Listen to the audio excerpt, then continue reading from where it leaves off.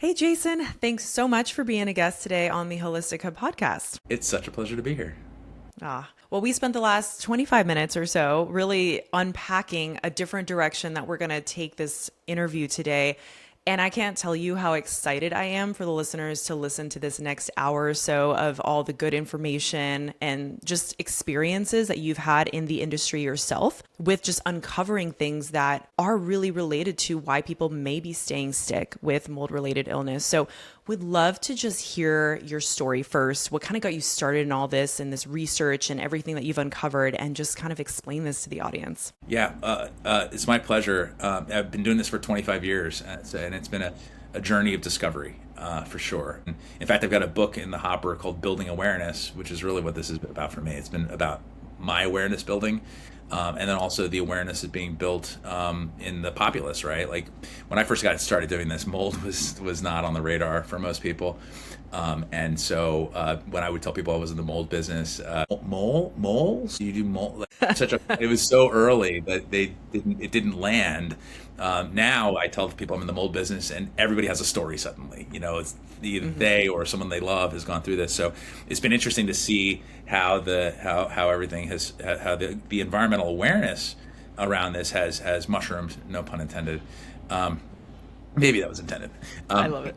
So in a nutshell, here's my story. I got started in this space after a career on Wall Street. So I was a very young stockbroker, and then after the dot-com bubble burst, I decided I wanted to do something meaningful with my life, and I went traveling. I went backpacking around North America. It was right after September 11th. I actually quit in August of that year, and so I took a train across North America through Canada, and then I went to Hawaii, where I spent some time relaxing for the first time in my young adult life, and was reading a story in a local newspaper about a guy who'd gotten sick from the hotel where he was an employee. So he was an employee at the Hilton Clea Tower on Oahu. I happened to be in the shadow of that building reading that article, and it was closed down for a mold problem that was, at the time, it was big news on a little island, but it hadn't quite gotten settled. But when everything was said and done, it was a $55 million mold problem in a $90 million building. So they had gutted the whole thing. And initially they thought it was like a $500,000 problem, then it became a $5 million problem, then a $55 million problem. And so there were lots of stories about the mold and the disruption, especially in real estate news. But the one story about this gentleman who'd gotten sick, he was a 40-year-old guy who had never been sick before. He had developed adult onset asthma and all these allergies that he'd never had before. And I had this like deja vu moment, almost like a time travel. I remembered my own childhood. When I was 4, I was falsely diagnosed with cystic fibrosis, which was a death sentence back then, and also my parents' worst nightmare, because they had my dad had 4 cousins who died of CF before the age of 14. So they had talked about this. This was actually something that was a possibility, right? And so they cried for 6 weeks while they waited for a second opinion, which thankfully contradicted the first one. I actually had asthma compounded by pneumonia. So I got my first big dose of antibiotics back then, and I was allergic to every single thing they tested me for. So it was grass, wheat, corn, eggs, dogs, cats, cotton, soybeans, and I grew up on a little farm surrounded by all those things in abundance. And so I essentially lived on inhalers and I found intuitively, for some reason, I did better outside, even though there were outdoor allergens, grasses and stuff bothered me, but it was better than being indoors, and I never really understood why. And also kids played outdoors back then, so that was maybe another thing. but when my folks split up when I was 12, I moved out of that moldy house. My mom stayed behind, actually, and all my symptoms went away. And I haven't had to use an inhaler since. I'm no longer allergic to anything, and I didn't think about it again for almost a decade. But the doctors back then had called it spontaneous adolescent remission, which is a fancy term for we have no idea what the hell happened there. And so I fast forward a little bit. So about a year later, my mom died suddenly. She stayed in that house, and it was by suicide, actually, which is relevant to the conversation. And then also about a year later, I was diagnosed with Lyme disease. I still don't know if I actually got it, but I do know I was treated for it, and that was another big dose of antibiotics. So gut health has become a big part of my story, and it dovetails really a lot strongly into the mold exposure conversation as well. And I was forced to drop out of high school, and I started full-time hours at the gas station, which is usually where these stories end. But I got recruited by a stockbroker, and he brought me on board as a trainee, and I ended up becoming a stockbroker when I was 17. Started at 16. I have a Guinness World Record for being the youngest licensed stockbroker in history. Oh my gosh, wait, can I stop you right there? Did he just walk into or did you know him through like a friend of a friend, or how did you get introduced?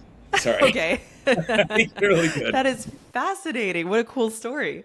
Yeah, it was not. I was the least likely to end up on Wall Street probably in my high school, because I mean, it was a top 3 school in New Jersey, and but he came in with a flat tire on his BMW and was in a rush, and he said, "Can you fill my tire with some air?" And I said, "Sure," and it'll be flat again before you know it. And he said, "Well, if you can fix it fast, there's money in it for you." So I said, "Well, you can roll over there and I'll take a look." And so I saw a nail sticking out. I pulled it out, plugged it, put some air in the tire. I said, $5. And he slapped some cash in my hand, drove out. And I looked at my hand. It was a $50 bill. And I was like, wow, that must have been a mistake. Like, there's no way he gave me a $45 tip. So I actually kept that $50 bill for a little while. I thought he might come back. But 2 weeks later, I ran into him. And I walked up and I said, "Hey, Mister, I don't know if you remember me." And he said, "Of course I do, Jason, right? You fixed my tire." So like first clue, how to win friends and influence people, remember people's names. You remember the guy who fixes tires' name, So I said, "I don't know if you realize that you gave me a $50 bill, $45 tip for that." And he said, "Well, I didn't have 100." And I said, "Well, I feel like I owe you a favor or something." He goes, "Kid, you don't get it. I would have missed a meeting. That was a really good investment for me. If anything, I owe you a favor." And I said, "Well, what do you do for a living?" He said, "I work on Wall Street." I said, "Well, how about get me a job?" And he goes, "Well, you only get in life what you ask for. So write down my number and call me by 9 a.m. tomorrow. Don't ever bother calling me at all." So I grabbed a pen, just wrote his number down on my hand, and he started laughing. And he rolled up the sleeve. He had stock quotes written on his forearm and stuff, So he's like, "You'll fit right in." So I went home to my dad and told him what happened. And I think most parents would be like, "What's that guy want with a 16-year-old kid? What the hell, Wall Street? Give me a break." My dad was like, "What? What are you going to do?" I said, "I'm going to call him." He's, "Damn right you are." So the next day I was really worried about that 9 a.m. thing. So at 8:59 I called him and he answered the phone. He said, "What are you doing today?" I said, "I'm going to work." He said, "Where?" I said, "The gas station." He said, "Wrong answer." I said, "So can we do that again?" He said, "Sure. What are you doing today?" I said, "Going to work." He said, "Where?" I said, "What's your address?" 88 Pine Street, 10th floor. See you soon. Click. He hangs up on me, and I was like, I had to call out of work, put on my finest pair of jeans for my Wall Street interview, and figured my way out. I lived in a bedroom community outside of Princeton, New Jersey, so hopped on the train, went right up, and I showed up, and he said, "You showed up?" And I said, "Of course I did." And he said, "No, you kid, you don't get it. Most people don't show up." And he said, 90% of success in life is showing up. And I remember like hearing that. I thought that was so genius. I found out later it's Woody Allen, but. So it's funny, but it's still a great quote. But it was not Randy's quote. Not his quote. The guy who recruited me. So I did that for 9 years, and actually that guy he was the managing director of a penny stock firm, a very notorious one. So I saw behind the curtain. I learned mostly what not to do on Wall Street during that first year. But I had a 9-year career, and I had my own firm for 2 years. And towards the end, when I was like 22. So it was a wild ride. I mean, it was like totally not what you would expect. But I always had my mom's voice in the back of my head. My mom was a nurse she gave to a fault, which is part of the reason for her premature demise. But she used to have me volunteer at the hospital, and I found such deep satisfaction in working at the hospital. She worked at a rehab clinic where amputees and had trauma, so it was mostly occupational and physical physical therapy. And I would volunteer there in the summer. Well, you call it volunteering, but she made me go because she was afraid I was going to burn the house down. So she made me. I don't know if you can call that volunteering, but I did get deep satisfaction out of service. That was actually my first paid job. Was working in dietary, doing in the kitchen. So and then later as a stockbroker, I was in Operation Smile missions. I would do youth volunteer groups. I would go out to Africa and South America and all these places to help with kids with facial deformities. And those were the most satisfying times of my life. So Wall Street didn't scratch that itch. And I knew how to make money. Great. Cool. Know how to navigate business. Very useful. It's turned out to be really useful for me as an entrepreneur.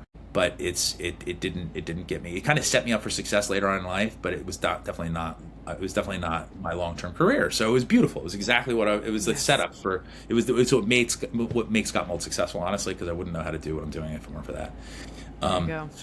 So anyway, I was in Hawaii. I came back to New Jersey armed with a lot of curiosity. after reading that story in Hawaii, and after realizing that my childhood home was probably the cause of my illness.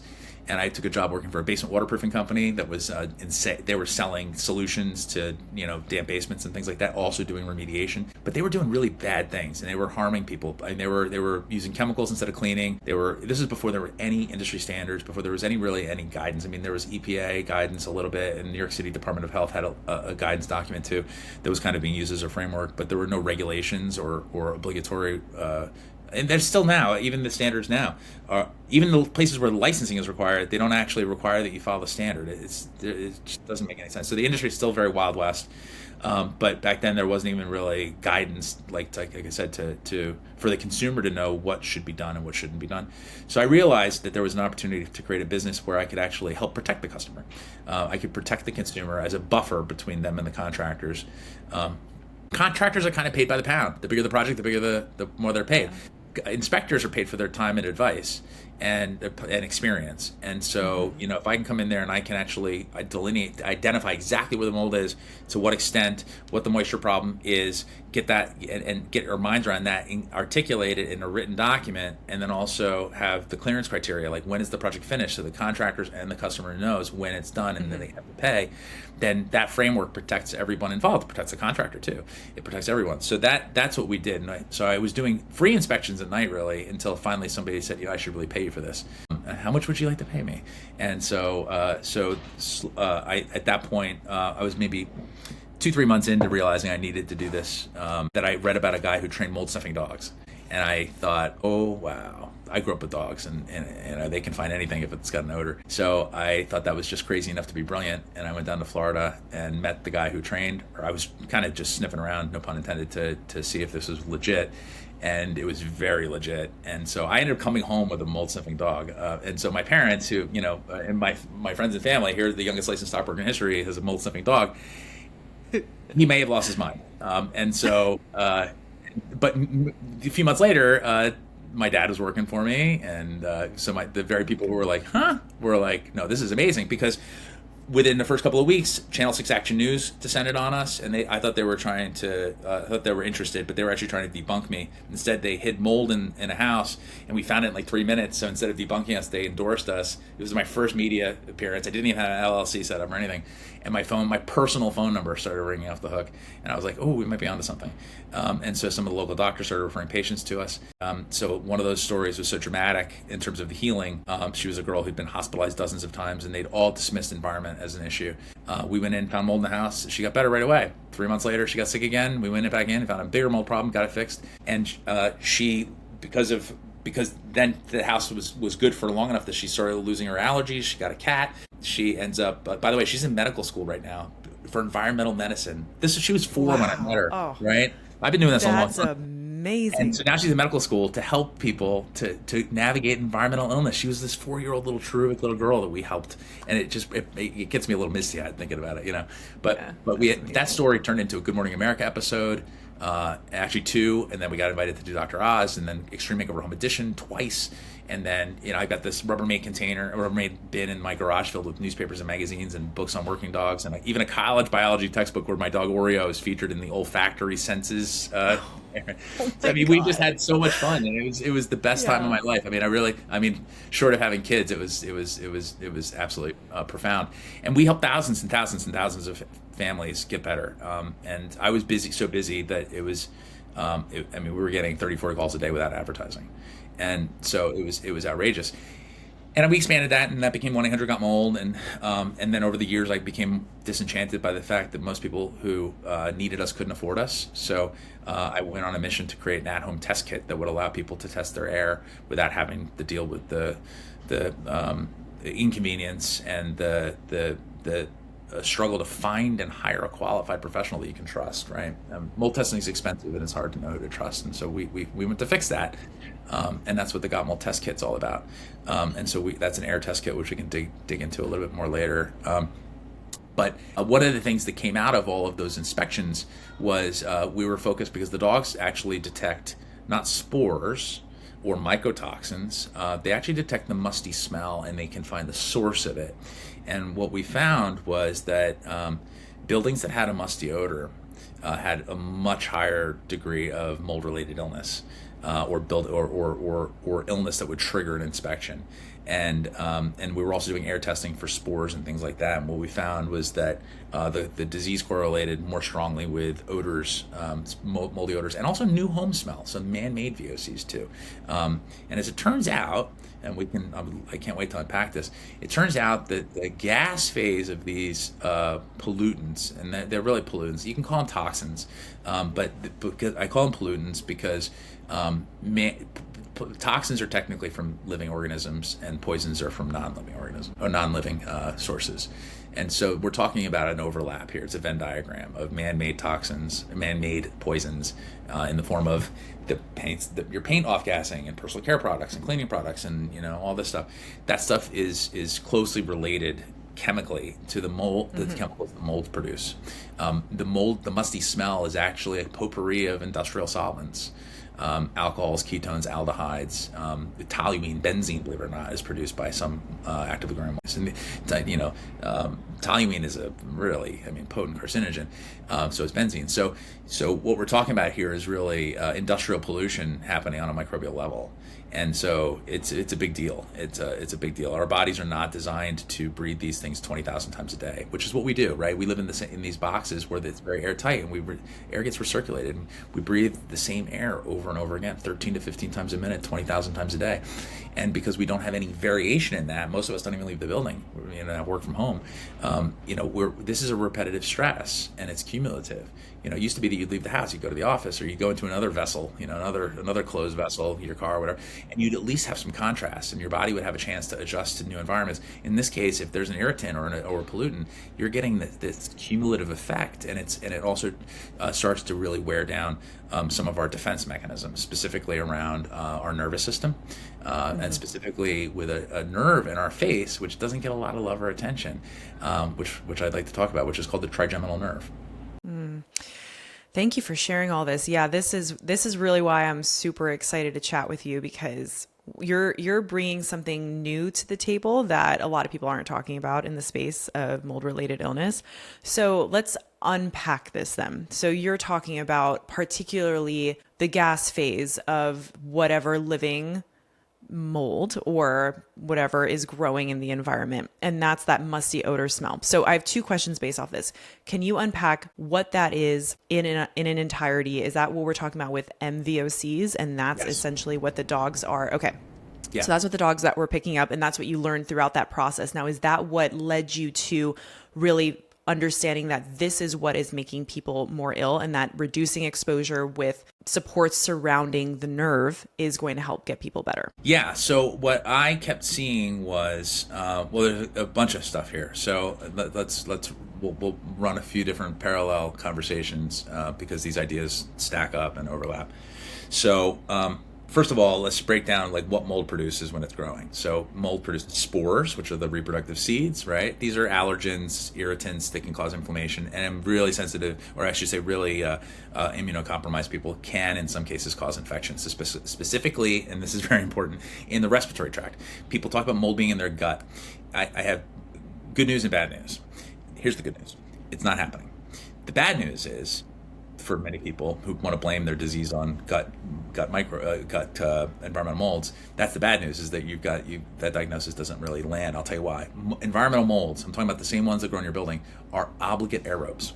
Mm-hmm. They require oxygen. So that means, when you're seeing your oats test and you see aspergillus, guess what that is? It's carryover effect from the food you ate, from the animals that ate moldy food. So generally speaking, that's going to be conventional meat and dairy. However, that can also happen from grass-fed. So just to be clear, they can eat moldy grass in the field too, right? So it's not completely, but you mitigate and ameliorate the mycotoxin exposure significantly by choosing to go up market slightly. So you've got spores that are these reproductive seeds. You've got the mycotoxins, which out of the 1,000 or so molds that are commonly found indoors, only about 100 of them produce mycotoxins. And even those only produce them intermittently when they're under stress.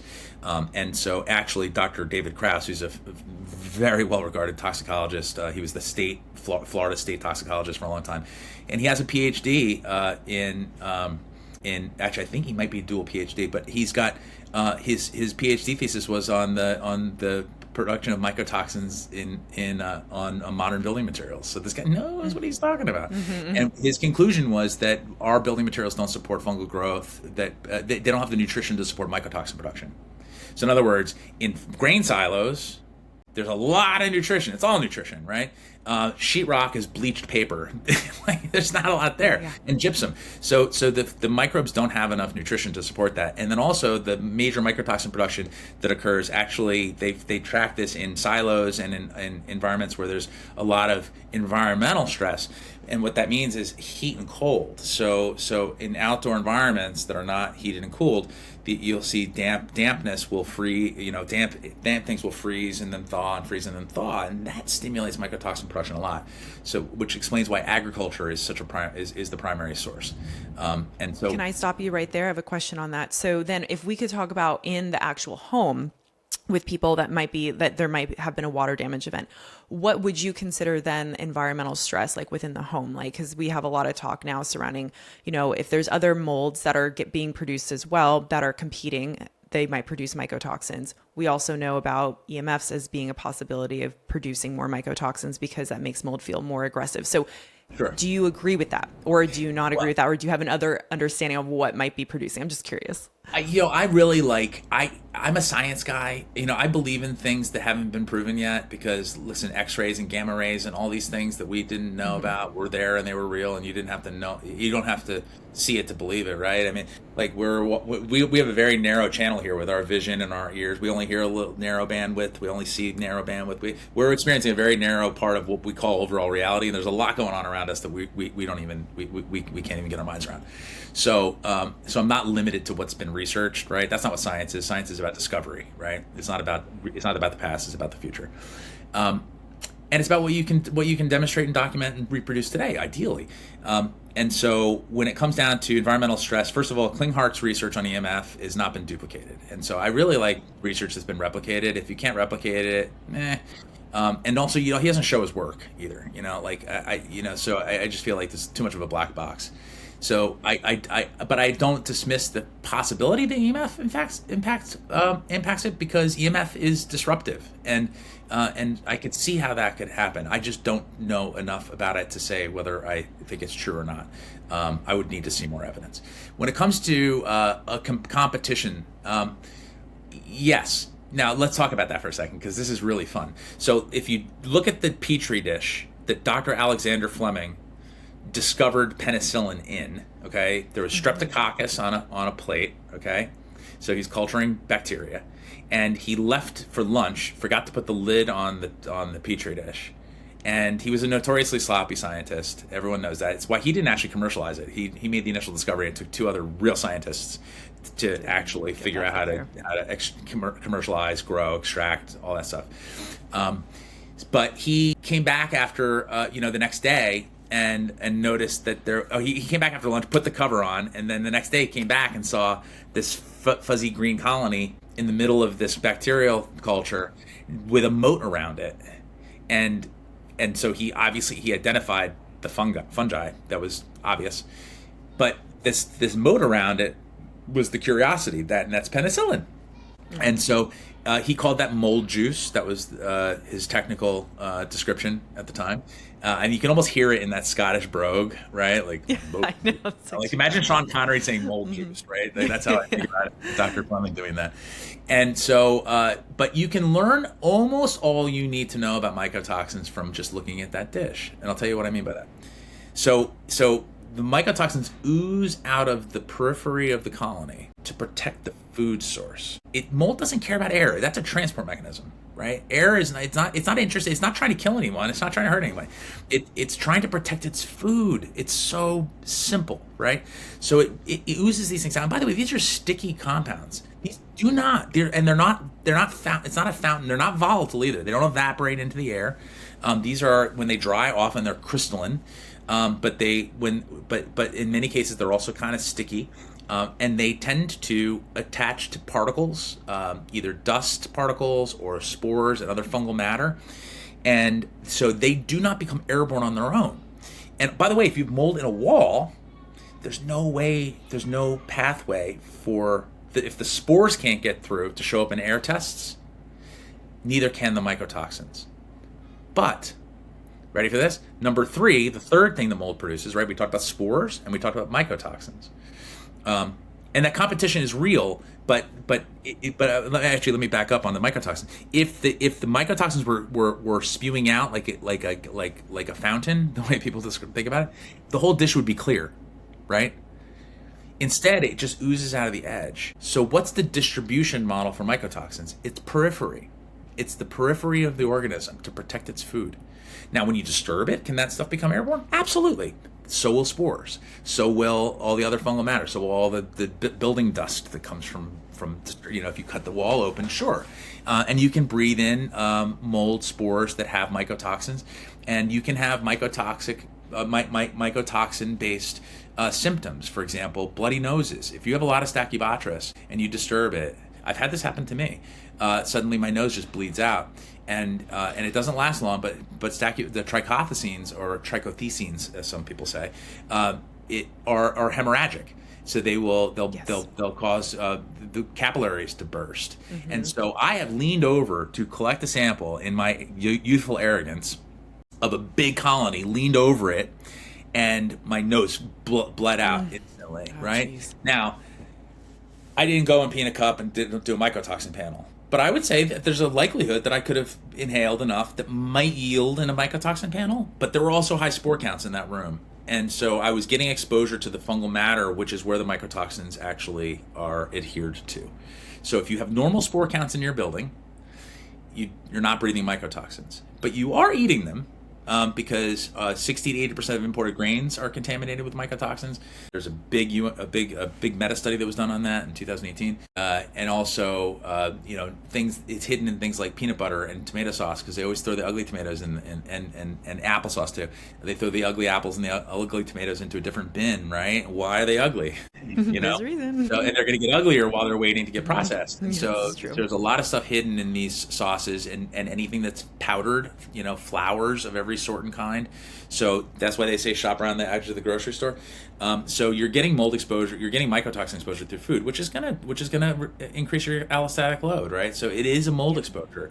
But I'm here to tell you, this is bad news for the mycotoxin evangelists, but good news for the people who are actually scared of them is that chances are, unless you have a high spore count environment with lots of visible mold, you're probably not breathing them. But what you are breathing is the third category, which is the MVOCs, which stands for microbial VOCs. And these are gases. These do disperse through walls. They do disperse on a more homogeneous basis through a building, right? A musty smell in a building kind of permeates the building. And so therefore we get exposed to it in a much more acute way and a much more chronic way than we do any of the other fungal metabolites, including the spores themselves. So now we're getting into how does mold exposure really work, right?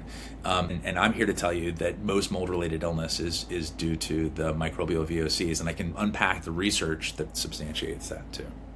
Well, I would absolutely love to do that. And the first question I want to ask before we unpack all that, because I know that's going to be a lot of good information, is based off what you're saying, now I know a lot of people are going to be asking this question, well, if you're saying that there's mold that's growing behind a wall cavity or in a wall cavity, and we're not really getting that much exposure, potentially, right, to like the mycotoxins and the spores and things like that, what about these dust tests then? So like the ERMI test or the EMA test, right? That is measuring mycotoxins and also measuring fungal counts. So what's your opinion then on those that is getting used pretty much by most people that are scared and wondering what's going on in their home? And that's the first test that they order. EMA is a product of Real-Time Labs. And Real-Time Labs doesn't actually establish any threshold limit values. So there's no there's everything is an alert condition. If they find it, it's an alert. The fact is that mycotoxins are very durable molecules. They survive heat, cold. I mean, listen, a recent study, it's not that recent, but Dr. Brigitte Anderson of Danish University about 6 or 7 years ago did a study where she found that all commercial drywall comes pre-inoculated with mold spores, specifically Chitomium and Stachybotrys. And so that means that we build self-composting buildings, just add water. So this is why we have Stachybotrys showing up in all these. Now, how did they get there? Well, it's coming from post-consumer content because they're using a lot of recycled cardboard, and that now you leave it out in the weather, it gets moldy, and then it gets processed. Keep in mind that it's going through all these chemical processes, heat and acids and all these things to break it down, and these spores survive that. Okay, so just keep in mind that these are very, very durable. The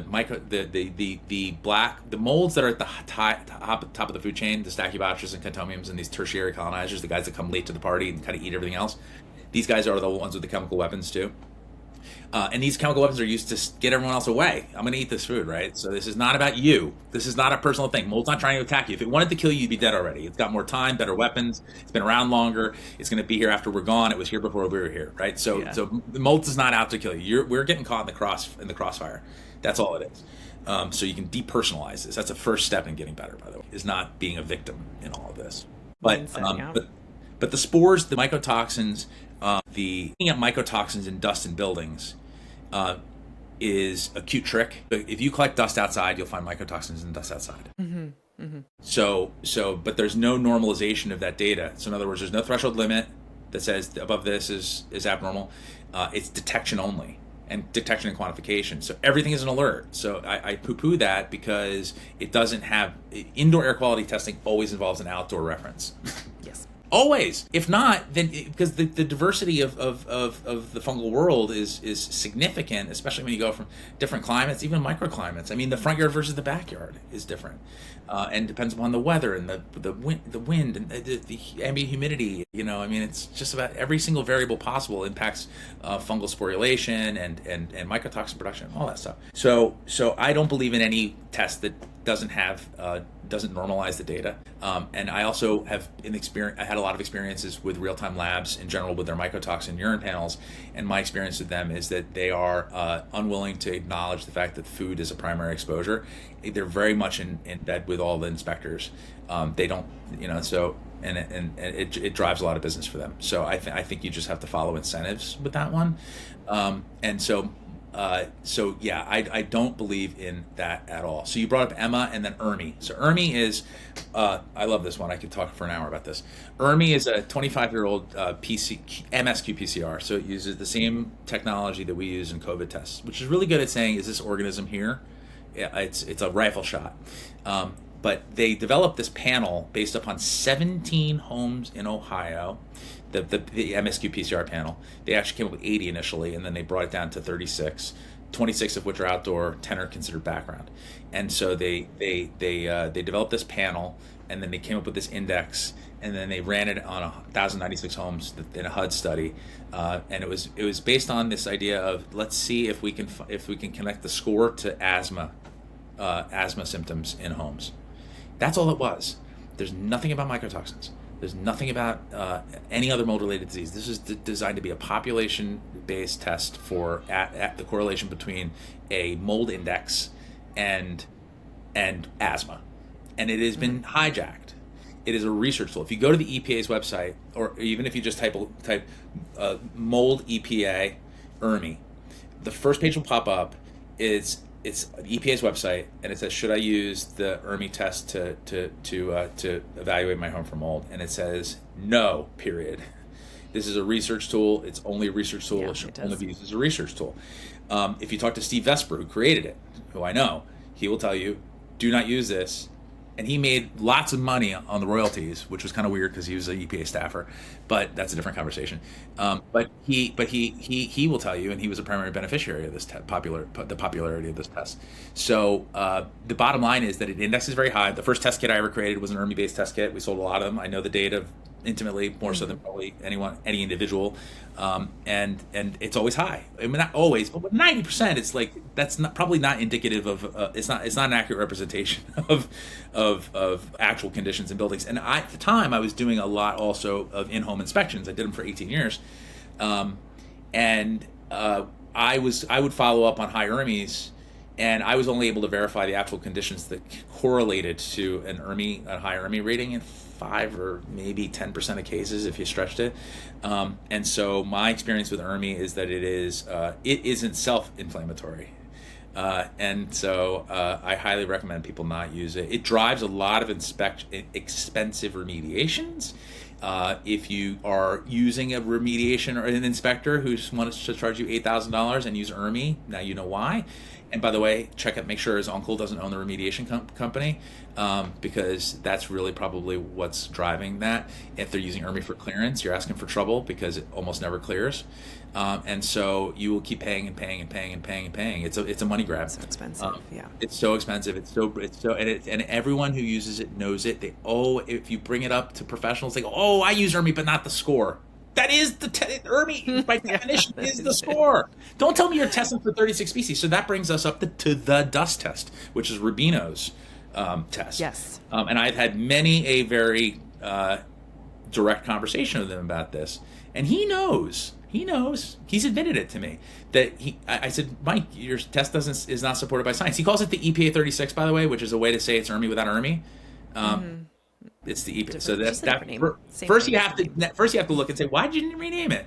And then he puts on the report a list of the mycotoxins next to the molds that they produce. And I just saw him at A4M, and I said, Mike, this test would be great if it was supported by research. It's always good when it's supported by research. It would be really good. But if it's a test that's not supported by research, what makes you think that you should be? This is really important, right? People are making life-changing decisions based upon this. And what you're saying is that you just want to sell a lot of them. And you want to give people what they want instead of what they need. They want to find the mold in the house that makes the mycotoxins because it makes them feel as if they've solved the problem, that they can pin the tail on the donkey. And that is a false sense of success, right? Who cares what the guy's name is who broke into your house and burgled your house? Who cares what his name is? Find him, get rid of him, right? Like, that's it. Put the guy away. That's it. Lock your doors. But but his name and his date of birth and what he didn't get for lunch doesn't matter. Doesn't matter. So then, what is it then?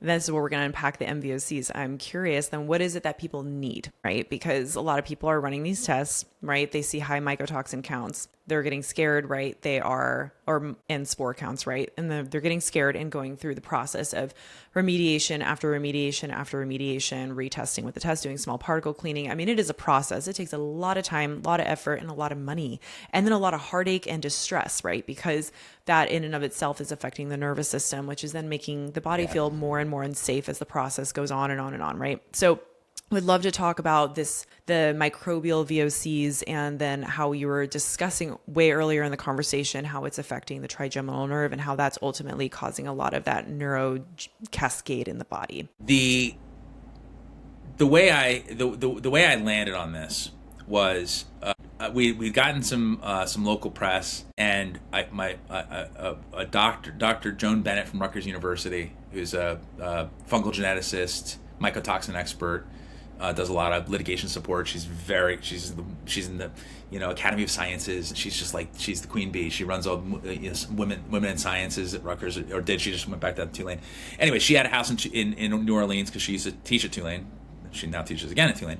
But the house was flooded during Hurricane Katrina, and she, being a curious mycologist, went down afterwards to assess the scene, brought an N95 respirator with her, which only filters particles, and went into the house, which she described as a fungal utopia.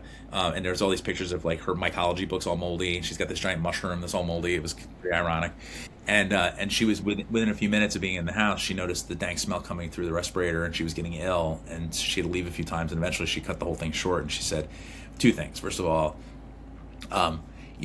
she didn't understand how she was getting sick, because she knew she was protecting herself from the spores and the mycotoxins, but the odor had really turned her stomach, and she was ill for a while. So she went back to her lab to study the MVOCs.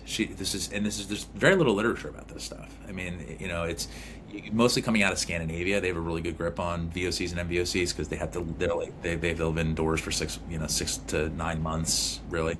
So there's some decent research out there. But anyway, she began doing some basic research. She isolated a couple of the compounds that are common from actively growing colonies. One's called 1-octan-3-ol. It's a mushroom alcohol. It's actually a food additive. So some people call it the truffle flavor.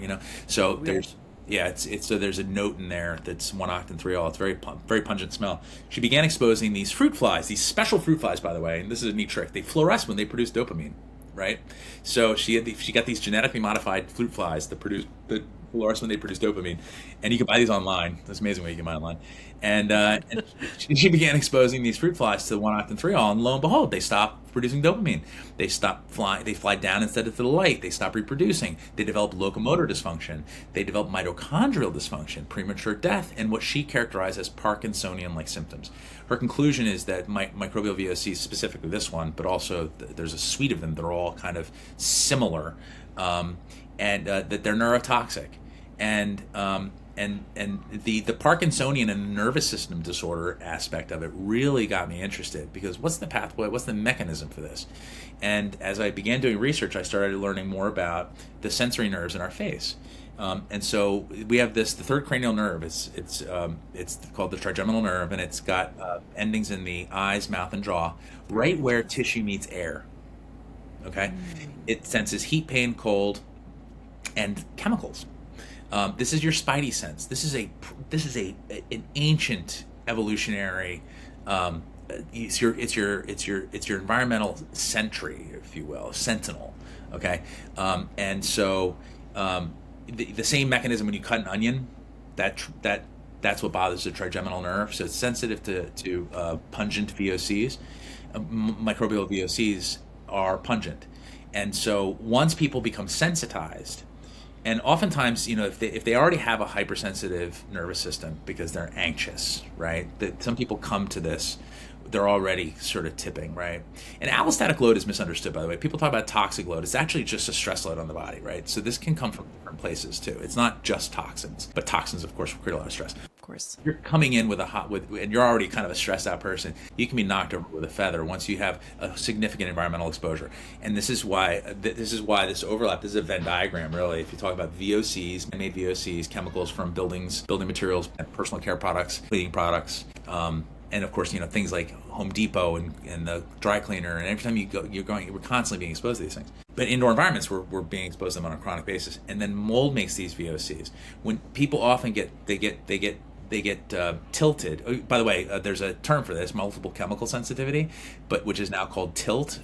Claudia Miller at University of Texas has called it toxicant-induced loss of tolerance, where people, because of the toxicant, it induces a loss of tolerance and they become hypersensitive to it. The opposite of addiction, where the smaller and smaller quantities actually create a larger and larger response. And so, what happens is once they get tilted, so to speak, to borrow Claudia's term, by either a larger chronic chemical exposure or a larger chronic mold exposure, then they become cross-sensitized, and that's why a lot of people become chemically sensitive. So what's the mechanism for the chemical sensitivity? Well, so you can look at inhalation and the way it processes in the lungs and all this stuff, but what people keep talking about is a toxicity model, right? That's really what people keep talking about, which is usually a slow build, and then detoxing takes time too. In this case, what we see with people going into a building where they experience symptoms is a rapid onset, and usually it usually offboards pretty quickly too.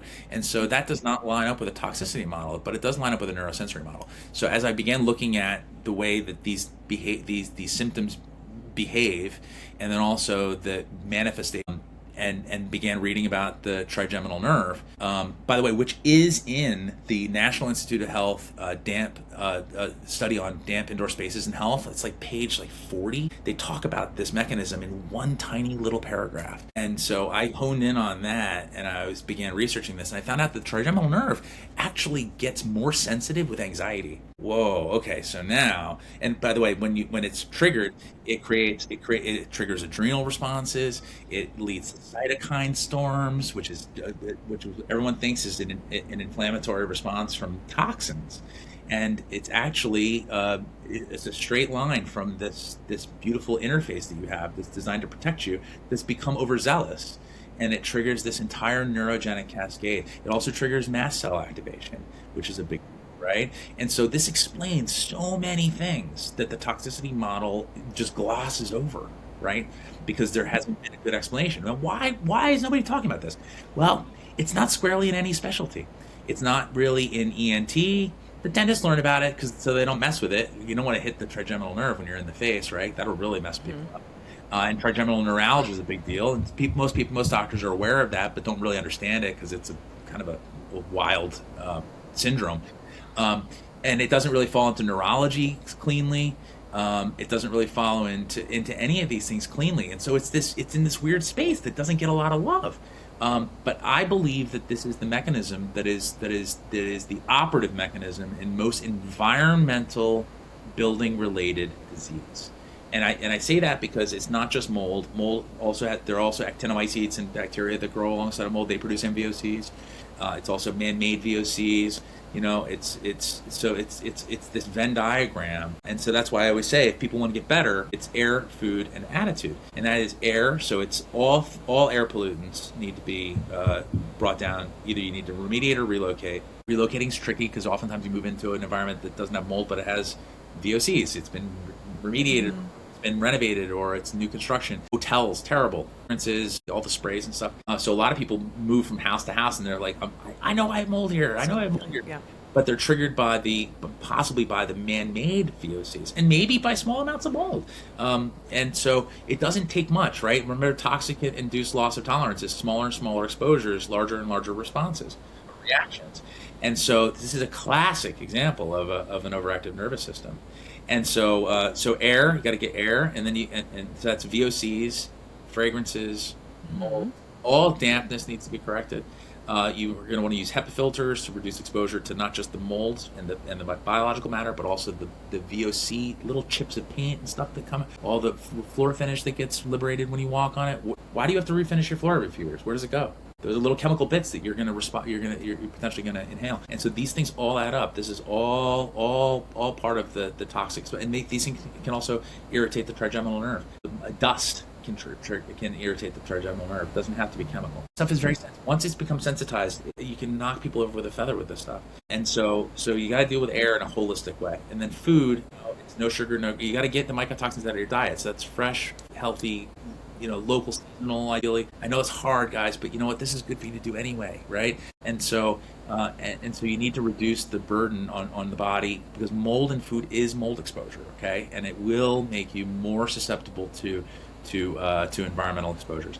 And the last one's attitude, and I say that because it rhymes, air, food, and attitude, but it also and it belies a little bit the reality, which is that it's not about choosing an attitude.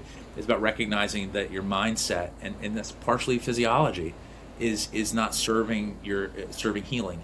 And so sometimes it takes a lot of inner work to get over this sometimes. So oftentimes it's helped by going through Gupta, DNRS, Primal Trust, these neural retraining programs. I also recently learned of one called Safe and Sound, which is audio only, which I think might be really good for people that can't sit still long enough because they're so tuned up, but they can just put this on and go lay down for a minute, and then that starts to calm down. The idea is to learn how to self-regulate, and also to learn how to recognize that mold is a normal part of a healthy environment. Not mold growing indoors, but mold itself is not the killer. Okay, and that the universe is actually not a dangerous place. You have to look at worldview at some point, right? Is the universe a dangerous place or a safe place? And the people that are tilted all the way they've gotten to the point where they just don't feel safe. And so your nervous system is just on high alert, and your trigeminal nerve is your primary safety input. And so it's very important that there's a lot of personal work that gets you to the point where you really heal. And there's this whole grieving cycle that people talk about, where first you're in denial, and then you make a deal, and then you get to the point where acceptance is sort of the end of it, right? And I don't think that's really true. I think gratitude is the end, because then you heal.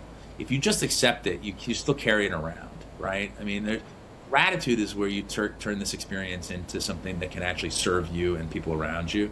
And the people that I see that really get better are the ones who find power in this experience. Where they also learn how to navigate buildings, they learn how to navigate this stuff, and then they come on the other side of it, and they find that this is useful for others, because we all live in buildings and breathe air. Absolutely. A couple things that I want to unpack here with the time that we have left, but something that just triggered a memory in me was when we lived in our last in our last home that had a bit of a mold issue, one of my symptoms actually was like a trigeminal neuralgia symptom that I was getting, and it would dry. That was actually one of my first symptoms, actually.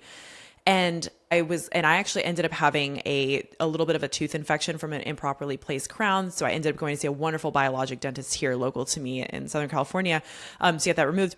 And that helped probably about like 80%. But then it was like there was still a lingering 20%. And, we retested everything. Everything was good there.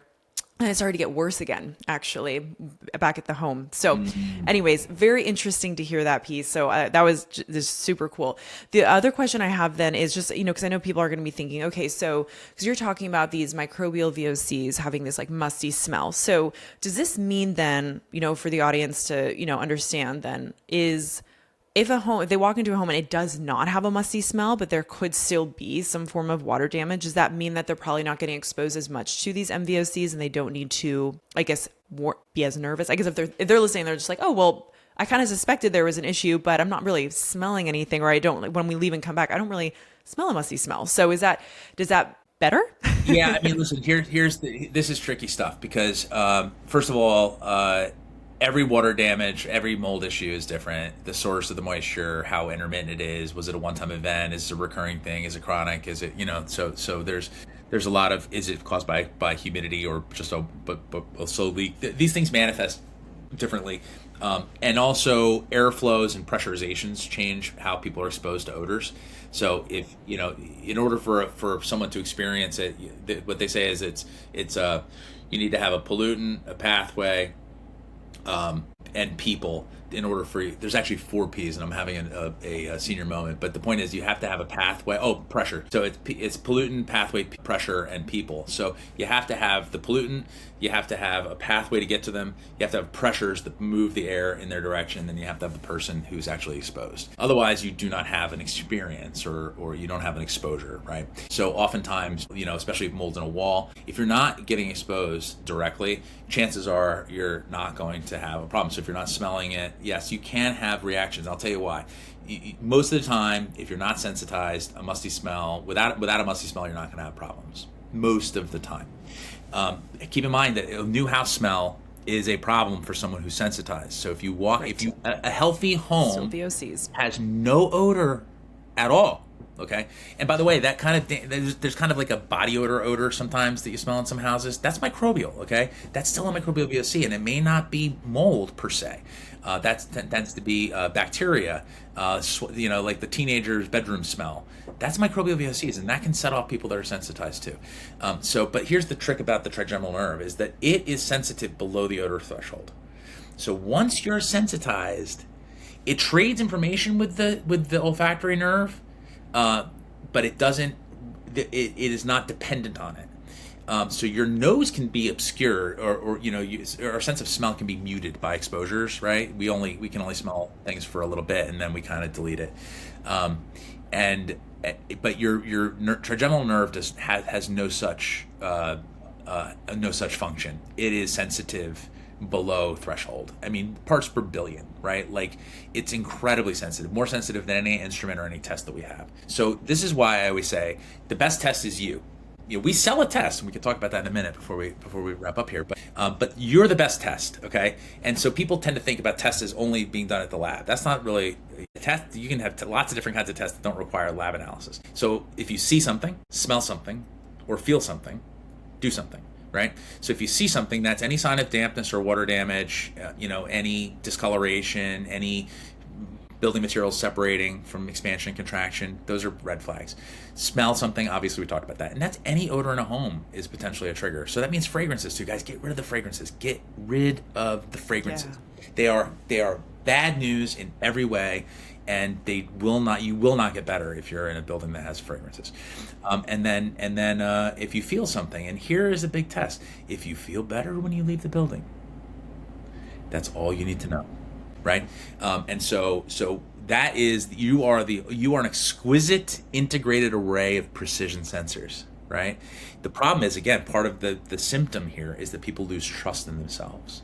Also, our society has told us that we should only trust doctors and only trust the people with letters after their names for these things. And I'm here to tell you that you need to learn how to trust yourself. Your relationship with your building is intimate. In fact, your building is an extension of your immune system. It's like an exoskin or an exoskeleton. Your relationship with your building is probably the most important one you have in terms of your health and longevity. So it's important that you get to know it. It's important that you make the necessary investments. I look at maintenance of a building as a form of love. And by the way, it's a form of self-love because it's going to come back and it's going to help you. So when a building gets sick, people get sick. And when the building heals, so too can the people. You have a beautiful symbiotic relationship with your building. But it's up to you to get to know it. It's up to you to actually, most people actually have a pretty good idea when something's wrong in their home. And they tend to want to push off their own diagnosis onto a professional, which is fine. But in terms of being able to quickly do a quick test, if you leave the house for a couple of days and you feel better, that's a test. Now, you collect lab data, whether it be air samples or surface samples or whatever else you want to do. How that information is interpreted is really important. There's a lot of concern about, like, our air test. Sometimes you can test the air and have nothing detected and still have a mold problem, still have a musty smell. That's okay. That's actually not a negative or a false negative. What that's telling you is that there was no airborne mold spores of significance in those samples, in those rooms. Probably means you have a hidden mold issue. Probably means it's in the walls, which may mean that you need to get someone involved that has a dog, mold dog, or someone who has experience finding hidden mold. So that's a meaningful data point because it helps you characterize the nature of the mold problem, right? So there's known false negatives. The worst kind of false is the false positive, because that triggers action. That triggers follow-ups. It triggers inspections, remediation, detoxes, all these things. False positives are the worst kind of wrong. False negatives don't really exist because what we're trying to do is get enough data points to characterize the nature of the problem. But a false positive is like it's boy who cried wolf, right? I mean, everyone's crying wolf right now. Everyone's crying wolf, So then with our remaining time, we'd love to hear about got mold, your air sampling techniques, what it's measuring, and then kind of like giving the audience advice on in terms of, okay, so we get some data points, this and that, maybe still not feeling well, if it was like negative or positive, and then kind of what to do from there. Do you always recommend probably getting a mold dog since they're the most sensitive to these particular compounds that we've been discussing the whole podcast? And then moving forward is your big stance on brain retraining. We'll wrap it up. Yeah, cool. So this is when it comes to testing, we created an at-home test kit, an air test kit that uses spore traps, which are really common with professionals.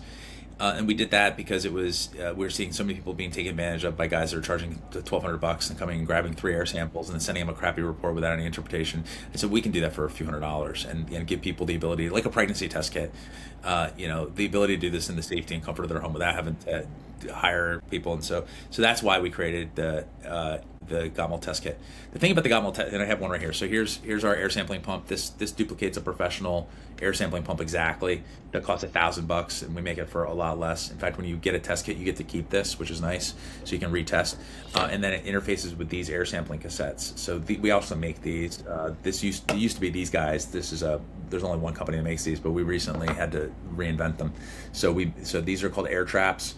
They're spore traps. They pop up really easy like that. And then they pop right onto the pump like this, and air is drawn through the pump, through the cassette rather. It's got a built-in 5-minute timer, so the light will flash when it's done. You take it off, you just close these up. It's really easy. So that collects your air sample. It's 5 minutes. Our mold test kits allow you to test up to 3 rooms, and then there's an outdoor air sample.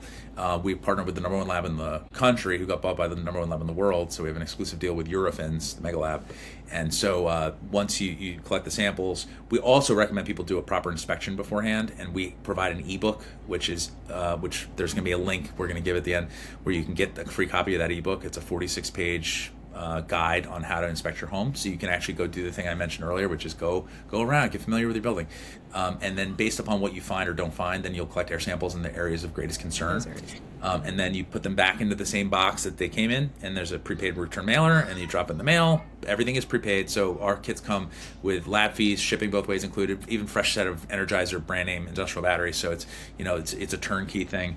And then once the samples arrive at the lab, they're analyzed within 2 business days. So generally speaking, people get their report within a week, and you'll get a beautiful color-coded, very green, yellow, orange, red summary of what was found in the samples, as well as on the second page all the raw lab data, what molds are found, what quantities, and that's also organized into categories like water damage indicators, common dominant background molds, and then others. So it's very easy. Professionals get our report and they go, where did you get this? Like, because I always wanted my reports formatted this way from the labs.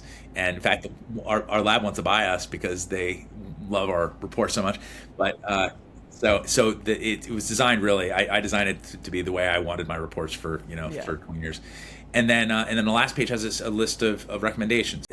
How to find a remediator, how to find an inspector, some additional resources like the Hayward score, which is a self-assessment tool that you can go in and fill out all the details about your home, and it gives you kind of a report card with action steps. All free resources, but it gives you direct access to very reputable organizations with which we have a lot of confidence. So that's the Got Mold test kit. But the thing is that we only sell one test. It is my philosophy, which is that there is no one silver bullet. There's no silver bullet. You have to it's a multifactorial assessment. So we just recently secured a global exclusive with Yale for a patent that they have on a new dust test they developed based on a HUD grant. And it's a new dust test that uses next generation sequencing instead of PCR. So it looks at all known fungi, 400,000 taxa, instead of 36 species, and it runs it through an AI machine learning engine based on a national database that Yale created with, I think we have 700 homes in there now, and so it runs it through for that, and then it can tell you whether your building has an abnormal fungal ecology, which is really what we're trying to get to. So it looks at the whole fungal community. It's not, are these molds here? And it doesn't create a false index. It's based on actual data from next generation sequencing from all over the country, and we're doing it in Australia too, so we're going for a global database. We expect to launch that in July. I'm also working on a blood test with Quicksilver Scientific with Dr. Chris Shade over there, and so that will detect the microbial VOCs in your blood, so it'll be a smoking gun type of test, the first true mold exposure test ever. And then I also just developed this electronic nose. So this is actually detecting the microbial VOCs. That's a graphene sensor, and it uses AI and machine learning to interpret to actually sense the shape of the smell, so that it can detect musty, the same way our nose knows musty, even though musty is different chemically speaking. And it's also a moisture sensor. So whatever you mount it to, it's detecting moisture in the material that it's mounted to. And it does temperature, relative humidity. We're putting carbon dioxide in it too, and it all goes in through a wireless gateway onto a dashboard, and it tracks, data logs, it gives you alerts. It's really amazing. We have this in 7 different public housing complexes in the UK right now for validation. I just got these on Thursday, by the way, last week, and so I've been working on this for a very long time. And it's very exciting. So we're hoping that we'll get all of our North American validation done in the next few months. So it's a really exciting time. What we did was, just so you know, since we're kind of running out of time, we created a link or a welcome page for your listeners, where they can go to, and I can drop this in the chat, and it's gotmold.com/holistic hub. And when you go there, you'll see that there's a link to our ebook that I mentioned. That's for free. And you'll also see that there's a coupon code there, Holistic Hub 10, which gives your listeners 10% off any of our test kits and refills. By the way, when you use a test kit, again, you get to keep the pump, and you can buy refills, and they're $50 less. So we have a lot of people who will test their houses 3 or 4 times throughout the year for less than the cost of one professional inspection. And we also are very well known for our support. If you look at our reviews online, you'll see that the other Jason that works here has a really good reputation for helping people. His name is Jason Siswasser. We call him Jay-Z. And he is legendary at this point. And I wouldn't know what to do without him, but he's the guy the support we offer is second. If you call us, we actually answer the phone. And so that's helpful. It's very strange, but we still do that. So we really do love our customers, and they love us back. But we're building out a toolkit, so air test, dust test, blood test, and sensors, so that no one will have to worry about the quality or the integrity of the tests that they do. That is amazing. Thank you so much. Jason, I think I need to bring you on for a part 2, because throughout all this, I've had more questions come up that I'm excited that I think would be so great to answer for the listeners, and myself included. But really appreciate your time. This was absolutely fascinating to learn. So can you just really quickly tell people where they can find you, where they can find, these test kits, and then we'll leave it at that. Sure. Like I said, I would highly recommend go to gotmold.com/holistic hub to get started and get the ebook. We're also making beautiful videos of that ebook, so we're turning that into a really nice course. We're also opening a community, so the Healthy Home Collective, which we can talk about next time we do an interview, because we'll be ready for that probably by then. But yeah, the best way to reach me really is go to gotmold.com. If you want to contact, you can send questions at gotmold.com. That's an email that we get. I don't answer all of them, but I see them all. Questions at gotmold.com will get to me. You can also go to the gotmold.com website. On the bottom of the homepage, there's a contact form, and I also check all of those. You can also find us at gotmold.com or the Instagram at gotmold. We're not big on social media, but you can find us there. And Awesome. yeah, I mean, let us know if you have any questions. We're here to help. Thank you. Thanks, Jason. This was a great conversation, and I definitely think we're going to do part 2. Look forward to it. Great.